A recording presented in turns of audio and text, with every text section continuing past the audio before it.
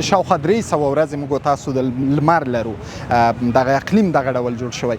دغه مسلې ته په پام باندې لمریزه برېښنا کیدای شي موږ تاسو پر ګاونډیو هیوادونو له تکیې او اعتقاد څخه د برېښنا په برخه کې موږ تاسو پر خپلو پښو ودروي. ورو ورو له دغه لړۍ پیل شوې که وګورو موږ تاسو د کابل ولایت سروبي ولسوالۍ کې، له هغې ورهاخوا ننګرهار کې، مزار شریف کې، هرات کې یو نوه پروژه همدا ډول پرانیستل کېږي داسې ویل شوي، او اوس مهال دلته لوګر کې دغه 40 میګاواټه برېښنا لمریزه برېښنا چې کومه پروژه ګټه اخیستنې ته سپارل کېږي، تر ډېره پورې هر څه په دغه برخه پورې تړلي دي. که هغه صنعت ته یې که چېرته زده کړي دي، که زموږ ستاسو ورځنی ژوند دی، دا هر څه له برېښنا پرته ناشوني شوي. اوس ټول ژوند په همدغو پسې تړلی ده، برق پسې.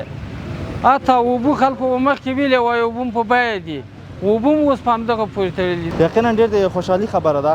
پخوا چې و دومره پاملرنه نه وه سوې، ډېر خلک چې و له دې ستونزې سره مخامخ وو، دولتي چارو ته چې لاړو برق به نه وو، نو کار به پاتې شو.